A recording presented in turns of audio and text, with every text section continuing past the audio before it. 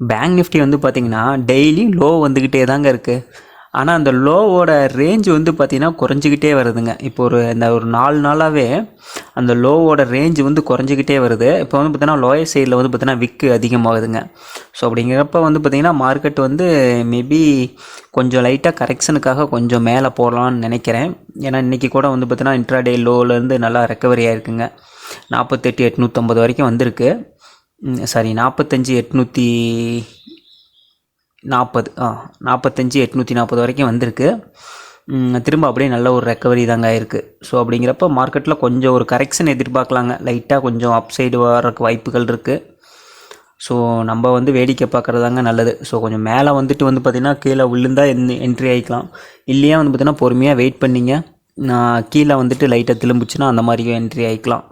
So இடையிலலாம் வந்து பார்த்திங்கன்னாங்க இந்த ஒரு மூவுக்காக நம்ம ஆசைப்பட்டோம்னு வச்சுக்கோங்க. பாருங்கள், இந்த ஒரு மூவில் நீங்கள் இது என்ட்ரி ஆயிருந்தீங்கன்னா இந்த ஒரு கேண்டில் இருக்குது பார்த்திங்களா, இந்த க்ரீன் கலர் கேண்டில், இந்த கேண்டில்லே உங்களோட ப்ரீமியம் வந்து பார்த்திங்கன்னா காஸ்ட்டு கிட்டத்தட்ட வந்துடும் இந்த ஒரு மூவ்லேயே. அதனால் வந்து பார்த்திங்கன்னா இந்த மாதிரி இடத்துல என்ட்ரி ஆகிறதுக்கு ஆகாமல் இருக்கிறது நல்லது. ஸோ அதாவது பார்த்திங்கன்னா இந்த மாதிரி ஒரு மூவ் பிடிக்கிறதுக்காக தான் என்ட்ரி ஆகணுங்க. அப்படி என்ட்ரி ஆனால் தான் நம்ம வந்து சக்ஸஸ் பண்ண முடியும். பார்ப்போங்க. இந்த லெவலில் வந்து பார்த்திங்கன்னா கொஞ்சம் சப்போர்ட்டாக இருக்குது.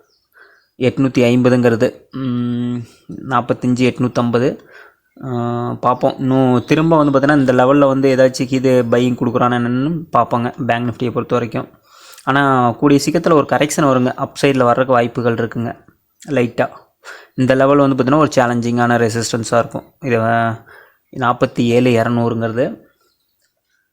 நிஃப்டி வந்து பார்த்திங்கன்னா நிஃப்டியும் அதே தாங்க. இன்றைக்கி வந்து பார்த்திங்கன்னா ஒரு செல் ஆகிட்டு திரும்ப வந்து பார்த்திங்கன்னா நல்ல ஒரு பையிங் தான் வந்திருக்கு. ஸோ இந்த லெவல் வந்து பார்த்திங்கன்னா பிரேக் பண்ணியிருக்கு பாருங்கள். இந்த ஒரு லெவலில் வந்து பார்த்திங்கன்னா இந்த லெவலை பிரேக் பண்ணி திரும்ப இந்த ஒரு லெவல் வந்து 900ங்க 21,900 வந்து நல்ல ஒரு ரெசிஸ்டன்ஸாக ஆக்ட் ஆகுது.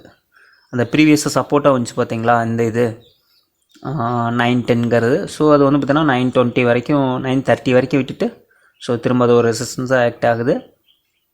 ஆனால் இதை கூடிய சீக்கிரத்தில் பிரேக் பண்ணி கொஞ்சம் மேலே போகிறக்கு வாய்ப்புகள் இருக்குங்க. ஏன்னா லைட்டாக கொஞ்சம் ரெக்கவரி கொடுத்தா தான் மறுபடியும் வந்து பார்த்திங்கன்னு வச்சுக்கோங்க, புட் சைடில் மறுபடியும் திரும்புகிறப்ப நாங்கள் இந்த லெவல் வந்துட்டு திரும்பிச்சுன்னா நம்ம என்ட்ரி ஆகிக்கலாங்க. 22,200ங்கிற லெவல் வந்துட்டு புட் சைடுக்கு திரும்பிச்சுன்னா திரும்ப நம்ம என்ட்ரி ஆகிக்கலாம். ஸோ அது வந்து பார்த்திங்கன்னா கொஞ்சம் ஓரளவுக்கு நல்லா கீழே டவுன் சைடு கொண்டு வந்து விடும். ஸோ அப்படி இல்லை கண்டினியூவாக ஃபால் ஆகிட்டு இங்கே திரும்புது அப்படின்னாலும் வந்து பார்த்திங்கன்னா இந்த இடத்துல ஒரு பைக்கு என்ட்ரி ஆகிக்கலாம். ஏன்னா இந்த ஒரு கேண்டிலில் நம்ம வந்து பார்த்திங்கன்னா பார்த்தாலும் என்ட்ரி ஆகக்கூடாதுங்க. இது வந்து ஜஸ்ட் ஒரு ஸ்கேல்பிங் மாதிரி ஆயிரும். கொஞ்சம் ஒரு 2 or 3 days நம்ம ஹோல்டு பண்ணுற மாதிரி வரும். ஜஸ்ட் இந்த ஒரு கேண்டிலுக்காக நம்ம என்ட்ரி ஆனோம்னு வச்சுக்கோங்க, ஸோ நம்ம மாட்டிப்போம். அதனால் வேண்டாம்.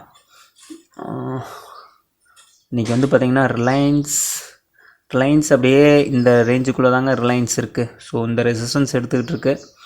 ஸோ அப்படியே கரெக்ஷன் ஆகி தான் கொஞ்சம் கொஞ்சமாக கீழே வரும். ஹெச்டிஎஃப்சி வந்து பார்த்திங்கன்னா இன்றைக்கி ஒரு செல்லிங் தான் ட்ரிகர் ஆகிக்குது. ஆனால் அவன் பாருங்கள் ஒரே நாளில் வந்து பார்த்திங்கன்னா திரும்ப நல்ல ஒரு பையிங் வரப்போகுது. ஸோ அப்போ தான் பேங்க் நிஃப்டியும் வந்து பார்த்திங்கன்னா அப் சைடில் கொஞ்சம் அந்த கரெக்ஷனுக்காக மேலே போகிறதுக்கு வாய்ப்புகள் இருக்குது. ஸோ இன்றைக்கும் அந்த லெவல் கீழே தான் வந்திருக்கு. ஸோ இதெல்லாம் ஒரு நல்ல ஒரு சப்போர்ட் ரேஞ்சு தாங்க. இல்லாட்டி அந்த 400 வந்து நல்ல ஒரு சப்போர்ட்டாக இருக்குங்க. ஸோ பார்ப்போம். இன்றைக்கி வந்து அந்த யூஎஸில் டேட்டா இருக்குங்க, என்ன மாதிரி வருதுன்னு பார்ப்போம். ஏன்னா யூஎஸ் மார்க்கெட் எல்லாமே வந்து பார்த்திங்கன்னா கொஞ்சம் அப்படியே பாசிட்டிவாக தான் திரும்பிக்கிட்டு இருக்குது. நான் நினைக்கிறேங்க அந்த டேட்டாலாம் பாசிட்டிவாக தாங்க வரும். ஸோ டேட்டா வந்து பாசிட்டிவாக வரும். ஸோ இந்த US30 பார்த்திங்களா இன்னும் கொஞ்சம் விடுவான்னு நினைக்கிறேன். கொஞ்சம் அப் சைடில் அந்த 40,000 வரைக்கும் விட்டுட்டு ஸோ அங்கேருந்து செல்லிங் ட்ரிகராகி அழுத்துவானுங்கன்னு நினைக்கிறேங்க. ஏன்னா கொஞ்சம் லைட்டாக மேலே விட்டு தான் அதுக்கப்புறம் வந்து பார்த்தீங்கன்னா கீழே அமுக்குவானுங்க. நாஸ்டேக் அதே தான், கொஞ்சம் மேலே விட்டுட்டு அதுக்கப்புறம் தான் வந்து செல்லிங் ட்ரிகர் பண்ணுவானுங்கன்னு நினைக்கிறேங்க. ஸோ அது என்னென்னு பார்ப்போம். இன்றைக்கி இந்த டேட்டா எப்படி வருதுன்னு பார்ப்போங்க. மற்றபடிக்கு US விக்ஸும் வந்து பார்த்திங்கன்னா நல்ல ஒரு கூல் டவுன் தான் இருக்குங்க. ஸோ மார்க்கெட் வந்து பார்த்திங்கன்னா இன்னும் கொஞ்சம் மேலே ரைஸ் ஆகிற மாதிரி தான் சொல்லுது. ஸோ டேட்டா அது எப்படி மேலே வரலாங்க. ஆனால் 90% வந்து பார்த்தோன்னா டேட்டா பாசிட்டிவாக வர்றதுக்கு தான் வாய்ப்புகள் இருக்குது. ஸோ இந்தியா விக்ஸும் கொஞ்சம் பிரேக் ஆகிருக்குங்க அந்த லெவல்.